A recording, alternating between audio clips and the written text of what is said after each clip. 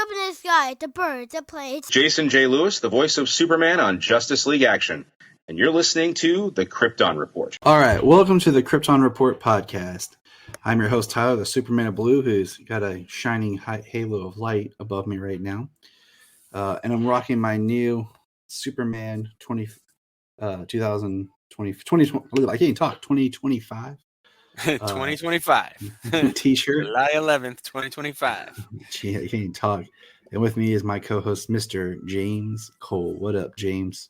Hey, what's up? The Superman of Red has returned, my friends. Not sure where he went. So I just had to go to another galaxy for a little while. far, far away. No, not that derivative. So I'm recording from my backup equipment because my main computer was rebooting and I updated until I forgot about it. I just want to give a shout out to all the listeners who have been very gracious at this time for just supporting me and everything that's going on with my family. This is my first podcast since a tragedy, and it's been hard. And so we're gonna try to get through this together. I'm here for you. I appreciate that. James has been a great pal, and it's been tough. And I apologize. I'm turning away because my other computer is saying, "Hey, put in information." So I just, this is just being real. Love the people that you love, that you're around. And I don't know what all to say, but I appreciate everything. And, my sister-in-law, who is really, truly like a sister to me, and I won't go down that, but she was on the podcast many, many moons ago. She was on one of the earliest episodes back when Supergirl was the main focus on the show, because she was on the episode where we talked about Supergirl's costuming. Being that my sister-in-law was very much a prominent figure in a lot of local theaters, and of course an avid movie watcher, she was there when we talked about Supergirl's costuming and just stuff like that. And I'm gonna have to go dig that episode out and just highlight some stuff from it. But she will be missed, and we're dealing with that. So we plan on this Saturday being back with our Saturday morning cartoons of the animated series. The past 2 weeks, I just needed off, dealing with just too much, and I really don't want to do anything live and have some weird reactions or stuff. Because, one thing we're going to mention, this will segue into, is the day after she passed is when the Batman, the Caped Crusader dropped. And Taria was a big Batman fan. She really had a huge love for Batman 66, but she actually was born not the same year, but the same day as Detective 27. And what was funny is this past year, we stopped. We were out for her birthday, and we stopped by this comic shop, and I bought. It was Batman Echoes #2, I believe. And we were talking about, it's Batman. This should be Batman Day because of Detective. And we just she's like, wait, so Batman basically was born the same day as me? And I was like, yeah. And so she's always had a big love for Batman. And me, Jania, Taria, and her brother Caleb all have Batman tattoos. They were all just different style Batman tattoos.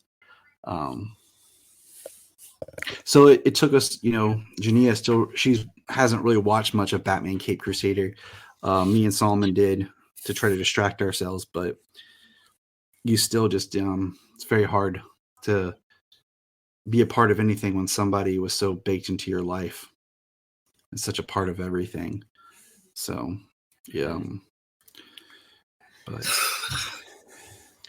Well, we don't have to go much into Caped Crusader because I haven't watched I'm just anything of it. So we'll talk about it later. Yeah, we'll probably talk about it a little bit more.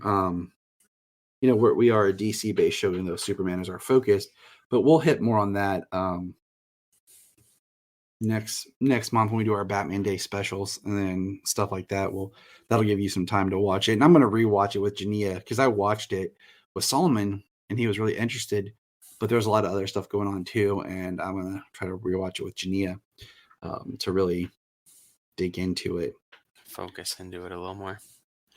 But as far as news goes, of course, Cape Crusader is out on Amazon, 10 episodes. I really hope they did like when the initial order, they did like 20 episodes, like 2 seasons. And so that they'll have another season to go in like, I hope so. About a year, kind of to do with My Adventures. So that we're not waiting multiple years. Cause I was trying to explain to the kids a lot of times how cartoons and stuff used to be produced where you would do these, like a small run, then a massive run of like 40 or 50 episodes, then like a third season that's a small run. That's why it's so weird when you look at like Batman the Animated Series. Technically on DVD, is they had to split up stuff, but if you look at it like on a streamer, how it's broken up is different. Yeah, the multiple volumes as opposed to the seasons on the episodes. Otherwise, you'd have the small set, a big set, and a small set. True. I mean, it's the truth. Speaking of Batman, The Batman is returning to theaters in September with a special sneak peek at the Penguin. And then all Batman films are going to be back in theaters in the UK. And that's cool. A couple years ago, 2 years ago, Brian and I went and saw Batman Returns, and Mask of the Phantasm in theaters. Last year was the Dark Knight trilogy was back in theaters. This year, The Batman, that doesn't feel as cool. I had really hoped that we would have gotten the Schumacher films. I hope that maybe next year, with it being the 30th anniversary next year of Batman Forever, that maybe the Schumacher films will be back in theaters for Batman Day. That would be nice. Because I would like to go take the kids to see them in theaters for fun. Yeah, those are fun movies to see at the theaters.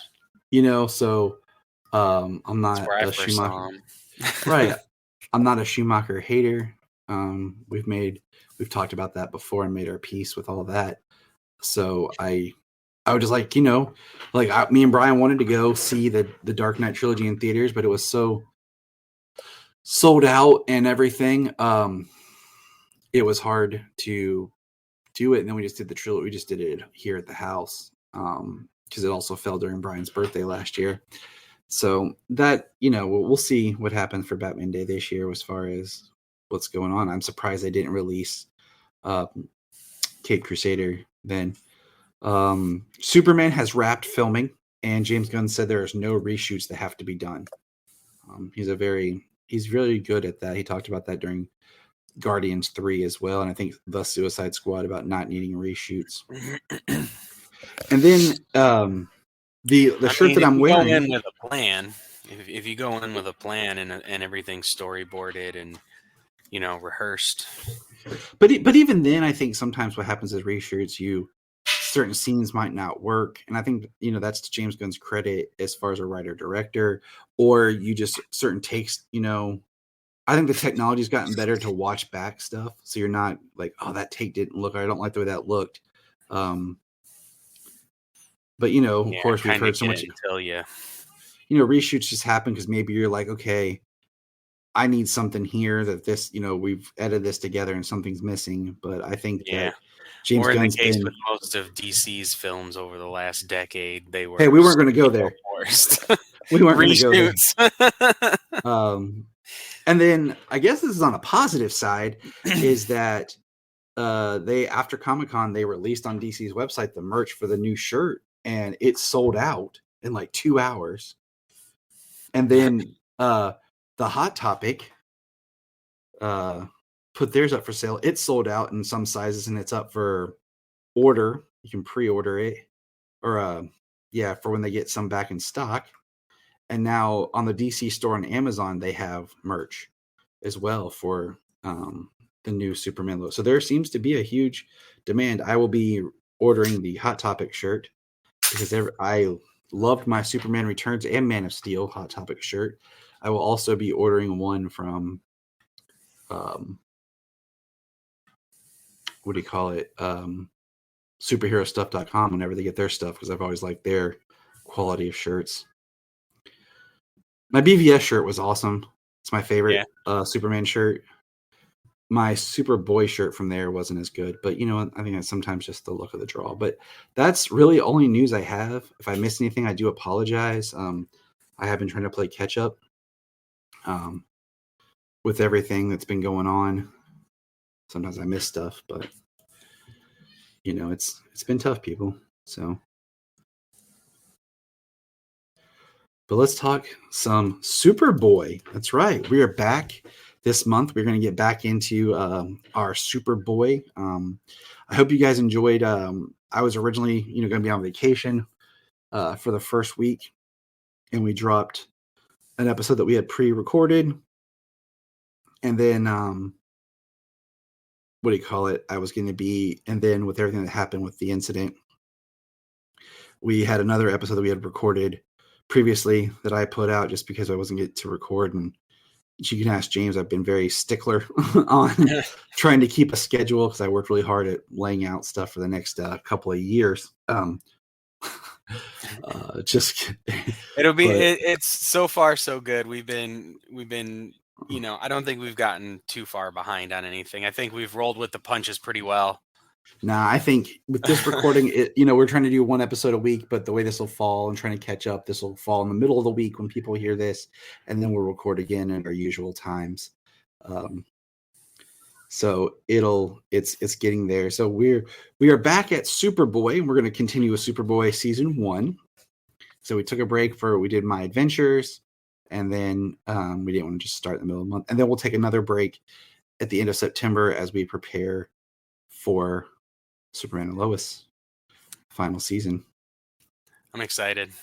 I'm still more excited the closer we're getting to it. I'm still debating if we can do it since both of us usually watch an episode like the day after it airs because we always stream it. And I'll throw this up on X and see what people think. If we should watch the final episode, like basically commentary live for us, just kind of like play it and kind of watch it at the same time. Oh, yeah. And do it that way, then like watch it and then, so I don't know. I'm kind of toying with that idea. I think it'd be fun. Yeah, that would be pretty cool. Me, you, James, or you are James, Jesus. Me, you, Jania, and Jamie. All the J names, you knew where I was going. Jonathan, James, Jania, and Jamie. Dude, it follows me. Okay, my band, the band that I was in that did the best that I don't talk about as much that we've used our music and stuff for here. I won't even go into the whole story, but our band literally, if I had went by my first name, if I had used Jonathan, the band was Jonathan, James, Josh, Jerry, and John. Oh my God. Okay. So I made sure I had to use Tyler. But yeah, you did. All right. So let's get into Superboy. Now, what I found funny with this episode is we talked about this, about how I guess it was the other way around in my initial thought, but originally I had envisioned that season 1 was longer episodes and the rest of the series got into shorter, but season 1 are the short episodes, 22 minutes. And this episode seemed to go by fast. Season 1, episode 4, The Russian Exchange Student. And I hate to be mean, but this was a dry episode. So the synopsis is, when a scientist's formula to improve the efficiency of gasoline is nearly destroyed, a Russian exchange student named Natasha is accused of sabotaging the computer the formula was stored on. This episode was boring. I caught myself on my phone a few times. Sayla walked in like, "What you watching?" I was like, "Superboy." She's like, "Where's Superboy?" I was like, "I'm asking myself the same thing, Sayla." Yeah. It just may have had about 3 minutes of total screen time. Right. And then Clark only had about 4 minutes of screen time, so he was only on screen for maybe half of the episode. And even TJ, it was more like his all of a sudden was a third of the rush. episode. And it was just, I don't know, it was very by the numbers ish, I guess you could say. of just the plot and what was going on in the plot. The formula Superboy shows up, and they're blaming on the Russian girl because she was supposedly the last one seen in there. And oh no, surprise! It was the lab assistant that the professor guy trusted wholeheartedly. That was actually the douche. Yeah. Good. The redhead dude who looked like a smarmy douche. Well, I knew. I was watching it. I was like, I know that guy. Yeah, I've seen him before too. You ever seen Tom Hanks's movies, The Burbs? Yeah. He's the neighbor next door who's like the crazy, like the kid, one of the Klopex. He's got the big mutton chops. No way. And he's the one that they're like, nice pictures of your girlfriend. He's like, came with the frame. Like, so that's one of those movies I think is like underserved. He actually looked very young in this. I've seen him in other stuff post Superboy and probably post Burbs, I believe. Probably like Burbs was still 80s. Yeah. Yeah. But no, the best scene was and it wasn't even a hard like it wasn't even a hard line, it was just greed, Yeah. He's like I'll destroy stuff, I'll blow things up for money. The best scene was TJ falling out of like the window and then Superboy being like man, that actually shocked me real quick. He said no, the shortcut, and they took him out, and I looked at my phone, and next thing I know, TJ's like, ah! I was like, holy crap. You're like, oh, all right. Poor Tej. It shocked me really quick, but I knew Superboy was going to be there to save him, but I was like, oh my God. I looked away, and he got thrown off the freaking side of the building. And my thing is, what if he wasn't there? It was a very different show. I know, right? But I mean, and then it was, I don't know, that's basically how they wrapped it up. It was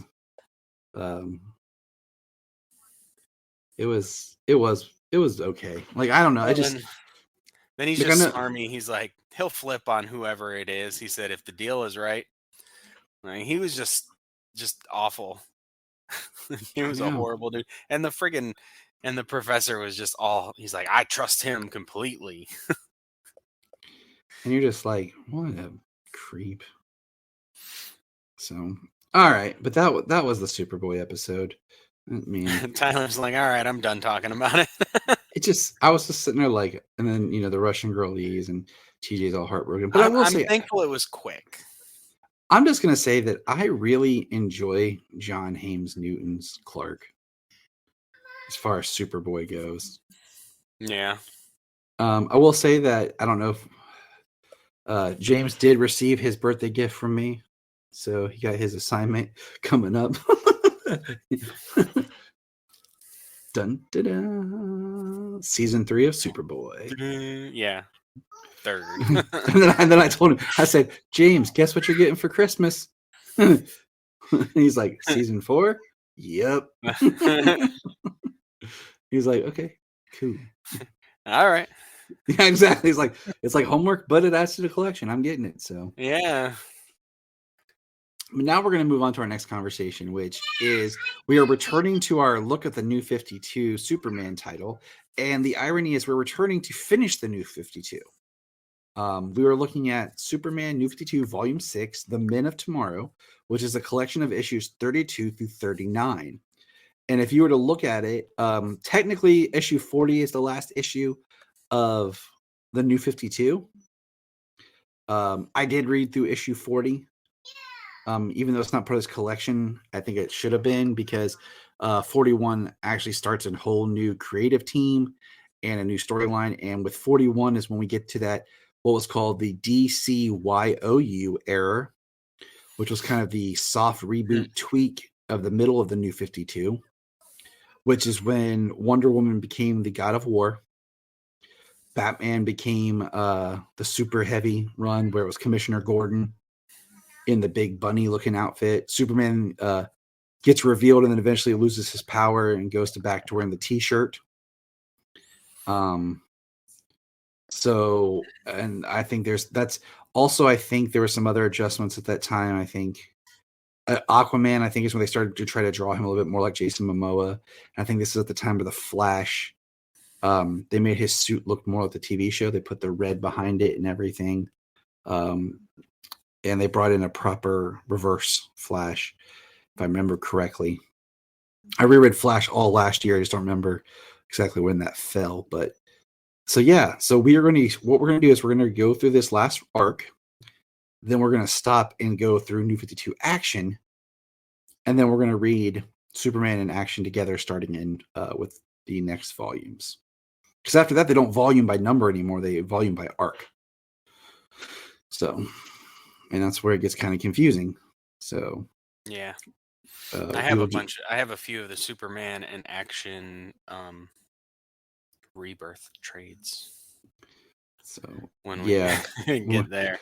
yeah, it'll be fun.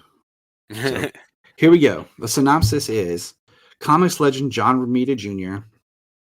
makes his DC Comics debut, teaming up with superstar writer Jeff Johns and inker Klaus Janson, I believe. The Men of Tomorrow, the powerful super being Ulysses, is the last son of a doomed planet, our planet. Thinking Earth's destruction was at hand, his parents used experimental science to send their son to another dimension. Now he has returned and Superman has finally found a peer. But will Ulysses become the hero and partner that Superman wants him to be? All right. I mean, the answer, when that question specifically comes up, it's usually no. Yeah, it's usually no. And so this is the arc that starts, like I said, with issue 32, which is right after the Doomed, which we just dropped that episode. It was a fun episode, but it had some technical issues with our guests and some sound. And so I apologized on some issues with that. But the Doomed took place during volume 5. And we just kind of skipped that when we reviewed volume 5 because we were going to do Doomed as a separate entity. Because the last issue was straight from the first issue of Doom. Yep. So first of all, John, I remember this came out. I was buying, I started buying Superman weekly. I want to say, I'm trying to remember when I jumped on buying Superman, because I bought Batman continually, but I had missed some of Superman because I wasn't too in love with some of the Superman arcs. But during Doomed, I bought all those books, and then when Jeff Johns was coming on to write, I was like, I have to buy this book. But, and it's been said on this, I was not that excited about John Romita Jr.'s art. And it's not that I don't like John Romita Jr., because I feel like he has great art when it comes to original characters, like Kick-Ass, like the work he's done with that and stuff. But to established characters, I've kind of always had an issue. But I will say, reading it this time, I enjoyed it. He wouldn't be my first pick for a Superman artist. But I enjoyed it. I wasn't against it. So. Yeah, I mean, with a different dimensional beings as your primary antagonists of this story arc. I mean, that's his art kind of fits that way. And to have two beings with similar abilities like Ulysses and Superman, they matched up, different in the action beats and things like that. John Romita Jr. is not my favorite artist. By no means is he a bad artist, but preferences. But yeah, that's what I'm saying. It's like I said, I love his art, reading Kick-Ass, but I was not sold because some of the promo art that they did, and they were like, Romita is coming, I didn't really like. Well, he did Superman Year 1 with Frank Miller, didn't he? And after this. Yeah, that was way after this, but and that's where we had our first conversation. One thing we were not really. Yeah, that book, these were better. I feel. Yeah, than that I book. feel like Jeff Johns. I mean, say just one about the guy, but I think he's a great writer, and I found reading his books so easy. like I sat down to just read an issue or two to help fall asleep and to kind of, I just needed a distraction through everything. So I'm gonna read some Superman, and I just read the whole thing. Like I read through 32 through 40, just because I was like, it worked well, should I say? It flowed pretty Yes. good. So the first issue, we'll get started here, is like we were talking, is we see these scientists, and it's a parallel to the, Superman mythos. Two scientists, the Ulysses Research Center, just says 25 years ago, 3 miles below Omaha, Nebraska. And they are taking their baby and they put him like in a interdimensional ship and they send him out. And then we cut to today and Superman's battling Titano. And this is at a time, if you don't remember, Clark is not working for the Daily Planet, and Perry is trying to get him back. There is some really cool not shots, but drawings of. No, I gotta say that. Shoot, I'm tongue-tied. This time, his suit is still the bio suit, even though at times Romita doesn't draw it, because by the end of this arc, he has a new 52 suit that's more cloth looking. There's slight differences to it, and we'll talk about it when we get there. But then, so while Clark fights this being that comes out that's attacking him, and is actually it's very powerful. It's Clark's having issues with his heat vision. And then all of a sudden Ulysses comes out. And Ulysses, one of the things I was excited about talking about with this is one of the theories that might be who's in Superman and not Ultraman. I think that would be kind of neat, because we know that it's enough like Superman to be okay, but different enough that it's not like he's fighting himself. And we've seen the black costume with the U on it, and we know James Gunn's love for characters that are more C and D listers.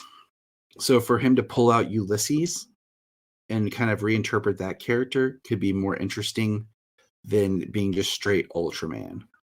Yeah. And I'm kind of leaning on, I would like that, because I feel like there's enough flexibility to tweak Ulysses on however you want, than just doing a straight Ultraman. Right. Well, especially, if they try and lean into the idea of at least some of the ones that were floating around, that Ultraman is a clone, and it's like an Ultraman Bizarro combination character, like that sounds less interesting than a new take on a more obscure character like Ulysses, being able to stand toe to toe with Superman to begin with. Yeah, so we'll just see. But like I said, this is one of those theories that people are discussing, and I'm on board with this. But we see, Superman and Ulysses together punch this guy out, and they start having a discussion. He's like, "Where am I? You're speaking English." And he finds out he's on Earth. And he's like, "Earth survived, and it means I'm not alone." So, there's this really interesting, and I haven't read this since it first published, honestly, but this really interesting thing, the fact that Ulysses is human from Earth and has this power. Yeah, he talks about how they say that he was like infused with the fourth dimension, the portal's power or something, traveling to the fourth dimension. Yeah, and then I'm like, fourth dimension, it mixes Pedalix from the fifth. It's like, okay, fourth, all right. And we see everyone in the course, it's like, the Superman thing again, like, who is this? Is this Superman's friend? Are they together? Are they partners? The Men of Tomorrow. Perry's, like I said, Perry, Clark starts asking Perry questions about, the time frame of the scientist. And he's taking what he knows from speaking with Ulysses and trying to dig. And Clark's not working for the Daily Planet. Of course, Ulysses shows up at the Daily Planet, and he's like, Clark's like, you can't find me here because people will find out. And then Ulysses tries to go out because he learns about the secret identity, and he's out and about, steals a hot dog, that great fish out of water, not understanding the concept of money. And then some soldiers show up. I mean, wherever he's from, he can probably just go get whatever form of sustenance if he needs it. You know what I mean? And they just give it to him. No starvation, no famine. Exactly. And then we have soldiers show up that are much like the Titano robot, and Ulysses attacks and defends people. And him and Clark go for a flight, and what we discover is Ulysses' parents, the scientists, are still alive, and his name is Neil. And you find out that right after they sent him out, they were able to find a way to shut down the leak that was causing the issue of why they felt they needed to send him away, but they were never able to bring him back. Now, what I forgot about this, James, is this is where we first start seeing the seeds planted for Mr. Oz. Yeah. And I forgot, how early the Mr. Oz thing starts developing little and little. That's a Jeff Johns thing. Because he leaves the book. And then I feel like the Mr. Oz thing comes back and then was mishandled by, what's his face? Bendis. So here we are, in issue 34, and we're getting this taste of Mr. Oz. Ultimately, it going down to him being returned to Krypton and serving his fate was ultimately an okay ending, but I think what was utilized to get there was pretty crap. Yeah. I mean, after all the coolness that Rebirth promised with our Doomsday Clock and everything, and then Bendis just kind of, using the Man of Steel to wrap all that up and then get rid of John and everything, just felt like, and we're not going to talk about John right now because I'm not really happy with what's going on in the comics. But anyways, back to Neil here. We see the beings that basically raised him. These black, what would you call these things? Moving shapes? I'm going to say they look squiggly. Yeah, I mean, I don't really know. They're just like, their arms are tentacle-like. Their heads very just oblong. I don't know. They're black. I mean, they would remind me of some sort of, I would say that they would be some sort of symbiote type creature. You know what I mean? Like when you see like an amoeba. Like amoeba-ish, maybe? Yeah. So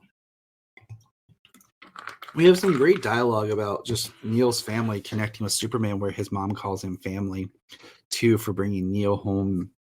Neil's like, don't give up on hope, Dad. Tomorrow will be better. Then we have Neil show up in Clark's apartment and talks about how he doesn't sleep. He's like, I didn't think you would sleep either. And basically they have a conversation about how their cells work. And we see that Neil can track energy.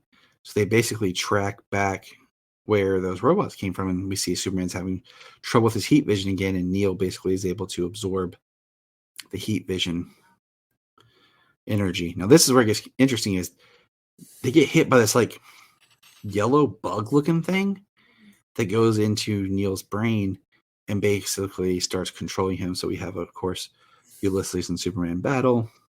Mm-hmm. Superman rips it off, and then this person shows up. I am the machinist. And he has these robot dogs. Superman fights the robot dogs. He releases a crap ton of those bugs.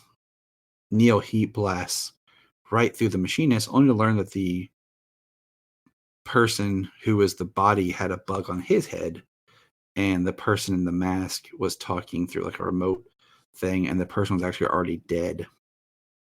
I thought that was pretty good. Great writing from Johns. To Yeah. just And they say he killed an innocent man, and then come to find out he was dead already.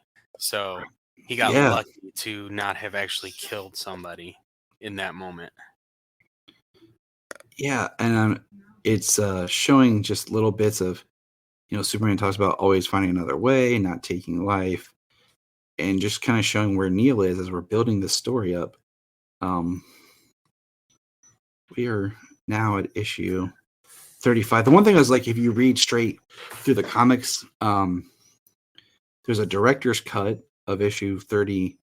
It's a special edition that comes in, and then also the Future's End issue, which we won't touch because I've never read all of Future's End. I probably should go back and read it. I just read the Superman issue, which is interesting because it's not Superman, it's Shazam. Yeah, I read all of Future's End. I read all of Earth 2. I read all of Convergence.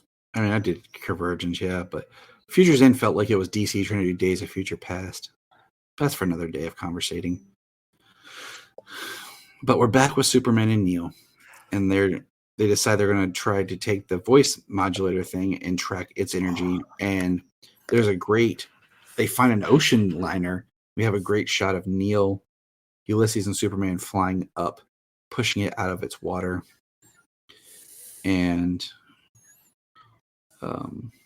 we confront the machinist, and there's all these weapons that go off, and Ulysses, takes the blast.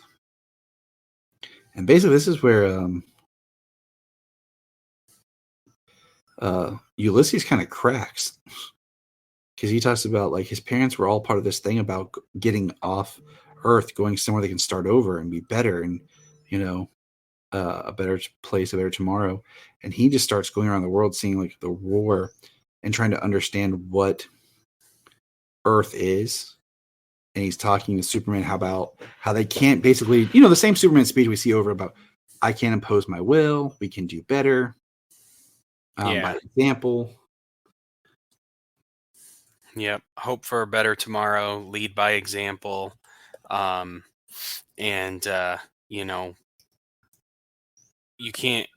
person can't impose on everybody, but everybody can do better to help each other. And that's that, Ulysses isn't going to take that. So he has a device and basically hacks into every signal around the world at once. And then all of a sudden, a giant ship shows up that's going to be taking everyone to the great world, a better tomorrow, where he is from. Oh boy. And they need 6 million people. Just 6 in a world full of billions. We're just going to take 6 million. So, of course, people are freaking out. They want to go. The ship is assembling. Perry says it's an exodus of Earth. That's your headline, Kent. And then, Clark's confronts Neil, and they're not going to have it. And we see Neil basically tells his parents here not to get on, not to go. And we see people fighting to join. And we see those amoeba people again who are collecting people to take them to the great world. And, like I said, Neil tells his parents. And there's a really good part right here. He's like, Neil, what's wrong? I love you both so much that's why you can't come with me. Mom's like, I don't understand. He says, I didn't know you were still alive. They didn't tell me you were still alive. I'm trying to protect you. Protect you from what? What aren't you telling us, Neil? Ulysses? And then Superman, of course, like, what's really going on? Then, of course, Neil goes to punch Superman. We see energy. And they start fighting. Right. I like his artwork here really good. Flying through the top of the car the way he does, and then crashing into the earth, and it being like piling up behind him. Really awesome. I mean, I'll eat crow on this. I don't care. Like, I really did enjoy his art in this, and I I I'm found sure it it. depends on the story being told, Yeah, and like I said, like some of the drawings of Superman, I'm like like in the face and stuff, but for the most part, I really was digging it. And like I said, it wouldn't be my first default to, but I'll eat some crow. It's okay.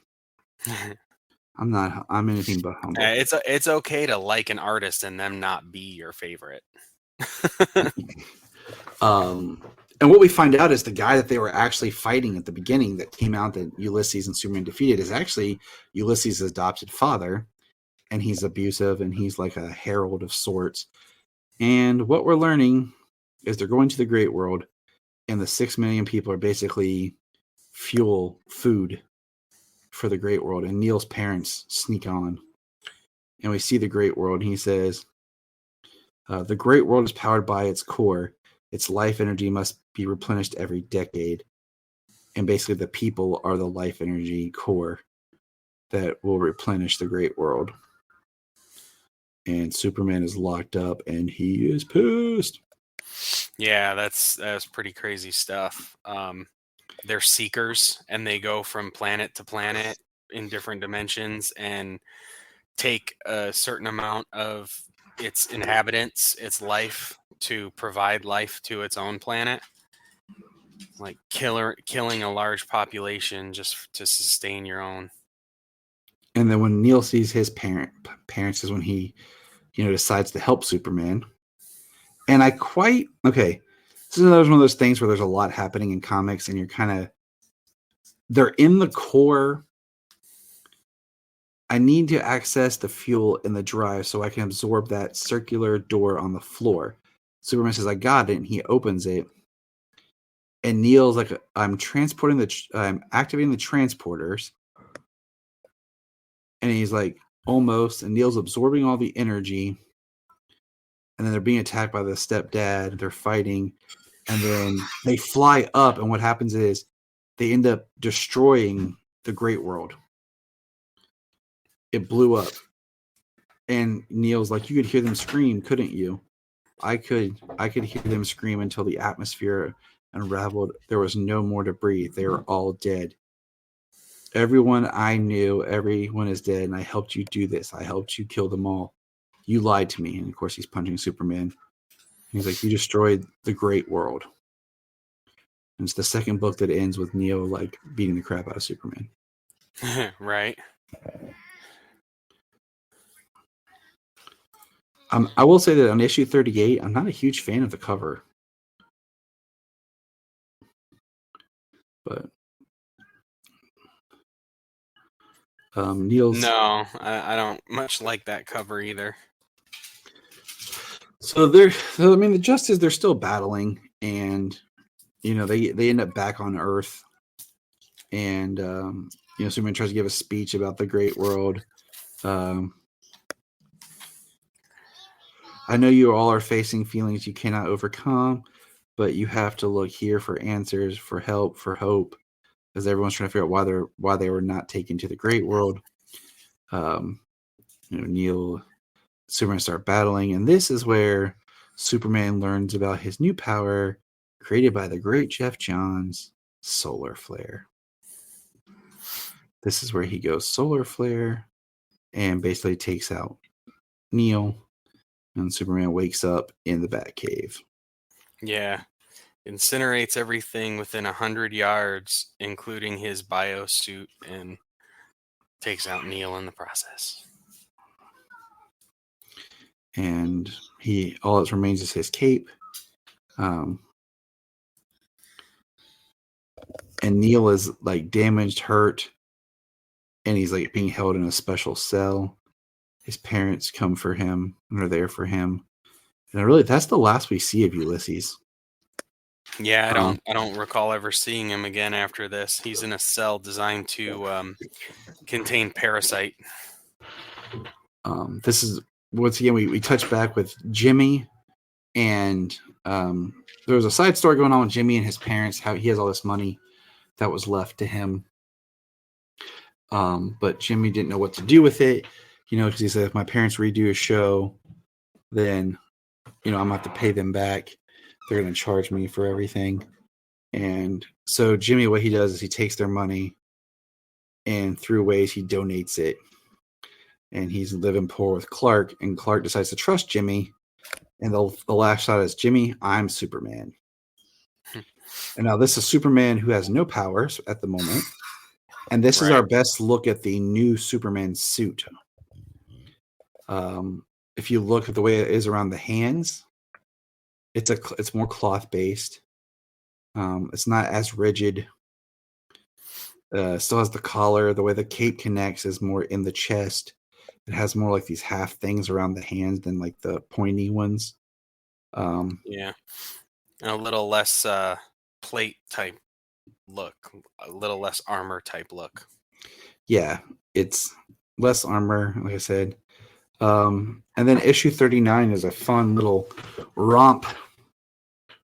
Well, before we go into 39, just one thing. The last time we see Ulysses is the warden, or Superman got the warden to let in Ulysses' parents. So they got to go see and talk to their son.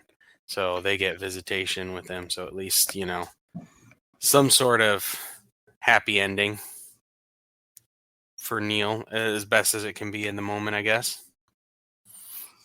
Yeah, I mean, like you said, what do you call it? It's a bittersweet. Like, it's a character I think it'd be interesting to bring back. But so this issue 39 is basically Clark 24 Jimmy's day hours. out. Yeah, it's 24 hours, and it's Clark trying to explain things to Jimmy. He talks about how the lenses kind of change the shape of Clark's eyes and help keep him disguised. Dulls the color of his eyes, and yeah. They go out and about, and Clark talks about feeling the air and how it's cold. He never knows what to wear because he usually feels the atmosphere. Clark scrapes his elbow and it's bleeding. Well, he saves a kid falling out of a tree, scrapes his elbow, bleeding. And now, Clark is back working at the Daily Planet, but there's a guy with a gun to somebody in an alley, and Clark shows up as Superman, and Jimmy is like, knows that he still doesn't 100% believe Clark, but he knows he has no powers, and Clark basically puts himself in front of the guy with the gun, and he talks the guy down. The guy gives him his gun, and he basically says some stuff like, where is it? You haven't hurt anyone yet. You can still surrender. You can serve your time because you're going to have to do time, but you can do it with integrity. And, the guy surrenders to Clark. Yeah, he said, they put me away for years. For what you've done, a few, but less if you give up now without pulling that trigger. You'll still have your life ahead of you. Make the right choice, please. And the guy who's being held hostage says, you can trust him. He's Superman. My name's Bob. What's yours? And the guy says, I'm Mick. And he says, I'm sorry. And he gives the gun. And then Jimmy and Clark are walking away down an alley. And he's like, what he says, but what you did back there, what you risked? And Clark's like, what choice did I have, Jim? There are reporters all on the streets, including Lois. How does Batman do this? And he says, I don't think you need to worry. And we see that Clark's starting to hover above, like he's getting his powers back. And Jimmy's like, I knew it. And then at the end, they're eating and chatting. And so it's good. And then the last page is Clark gets a book. It's like an empty book it's black, the red, symbol on it. And the last panel, of course, the future is unwritten, Clark, but you and your friends will see it soon enough, which is Mr. Oz, which really makes me think what the plans were originally for Mr. Oz. Because I wonder if, it didn't really come to fruition the way they wanted to. Yeah.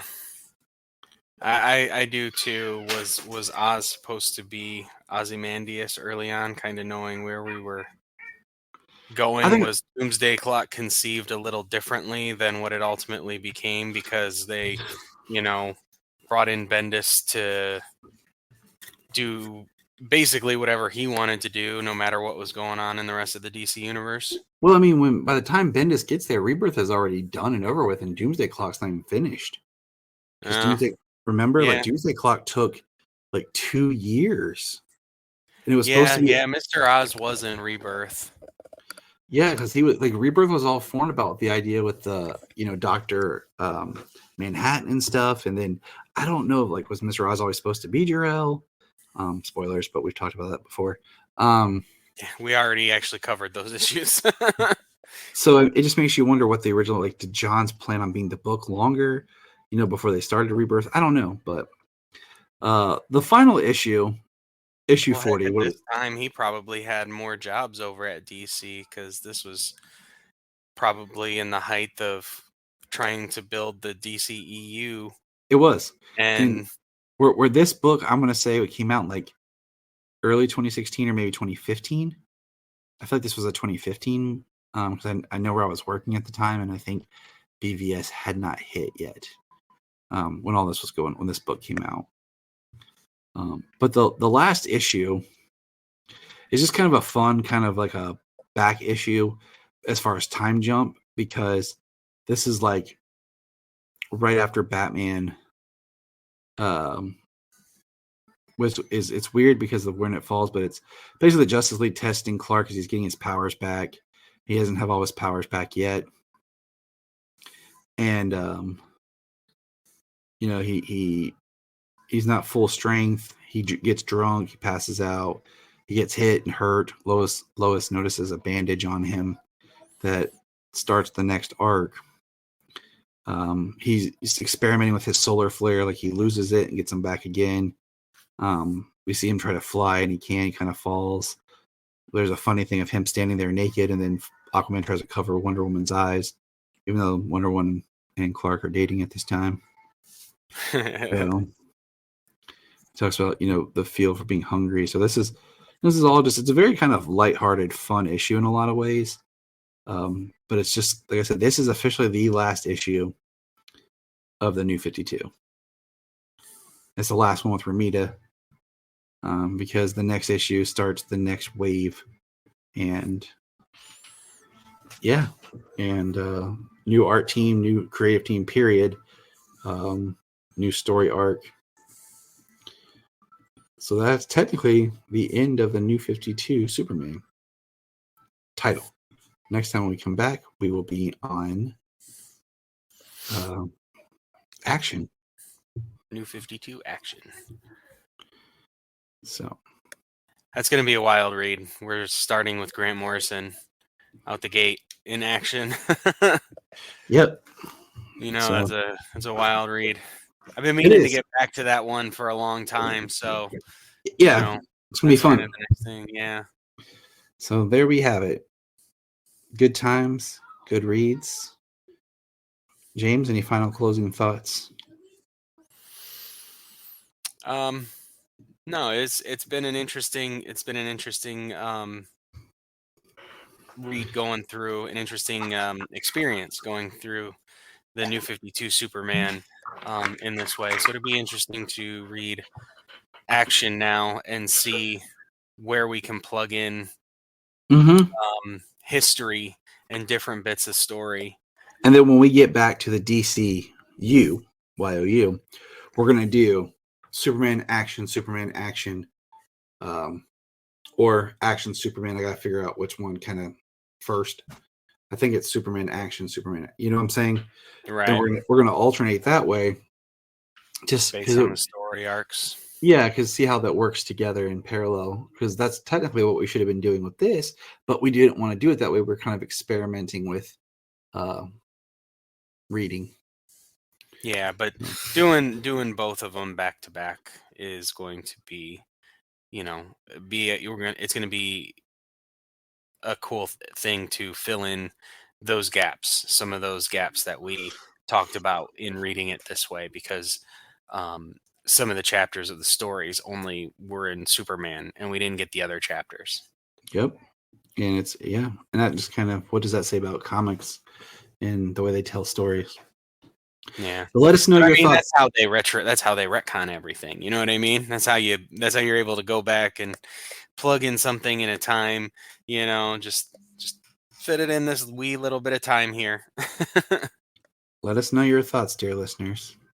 Hit us up at Krypton Report Podcast, Krypton Report Pod at gmail.com. Check out all of our socials. You'll find us. Strike up the conversation.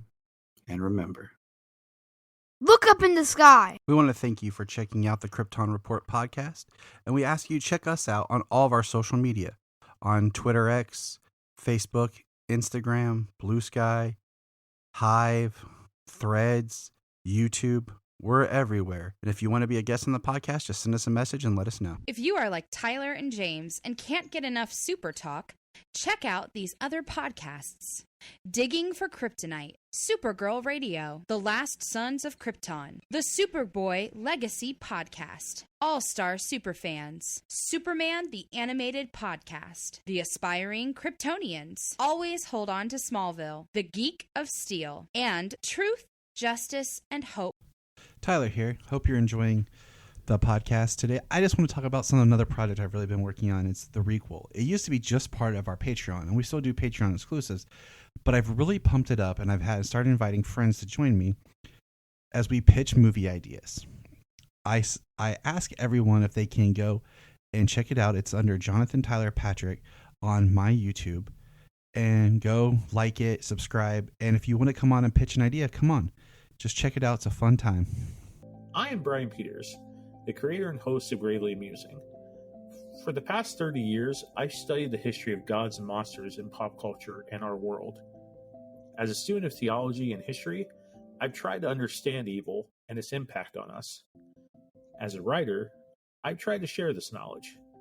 As a comedian, I've tried to make people laugh as I do it. But as a man-child, I'm still that scared 7-year-old boy. Join me as I share the history of horror and sci-fi, discuss classic and modern pop culture, and share a creepy story or two. This podcast may scare you, it may horrify you, or it may leave you gravely amused.